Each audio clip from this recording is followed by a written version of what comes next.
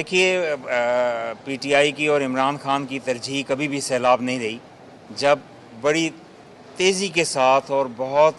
रेले लोगों के घरों को ढा रहे थे, जब परेशानी अपने अरूज पे थी और हर रेला बस्तियों की बस्तियां उजाड़ रहा था, कभी जनूबी पंजाब में, कभी खैबर पख्तूनख्वा के अंदर, कभी हम बलूचिस्तान में, कभी सिंध के अंदर इतनी बड़ी पैमाने पे तबाही जो है वो हो रही थी, तो उस वक्त भी उनका सिर्फ एक बात थी कि आज ही इलेक्शन करा दो। अब देखें, जिन जगहों पे देहात के देहात उजड़ गए, चीज़ें जो हैं वो वहाँ पे लोगों को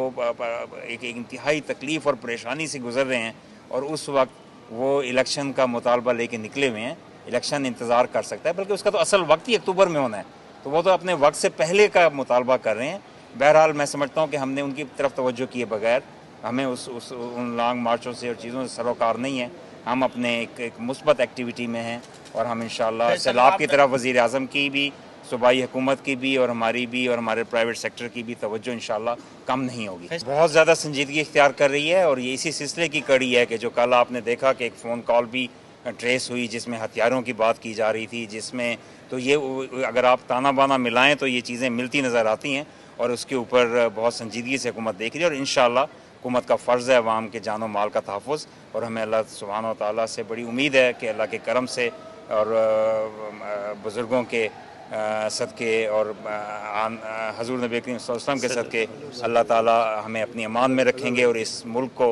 खून रेजी से और खून से बचाएंगे। बहुत बहुत साहब, मेरा आपसे सवाल है कि आप जो है अब की जो हुकूमत है उसका खात्मा मुमकिन है अभी जो एक साल बाकी बचा है इससे पहले? देखिए, सियासत में तो कुछ भी हो सकता है, और मामलात जो हैं वो उसमें हर किसी को हक हासिल है। सियासी जमातें उसके ऊपर ज़रूर देख रही हैं, लेकिन आज हमारा यहाँ आने का मकसद सैलाब के ऊपर तवज्जो है, और इंशाअल्लाह वो जारी रहेगी। चीज़ें आपके सामने हैं, उसमें हुकूमती सपोर्ट होने के बावजूद बहुत ही कलील तादाद में लोग उस मार्च में चल रहे हैं, और मैं समझता हूँ कि वो आगाज़ होने से पहले ही नाकामी की तरफ जा रहे हैं। बहुत शुक्रिया।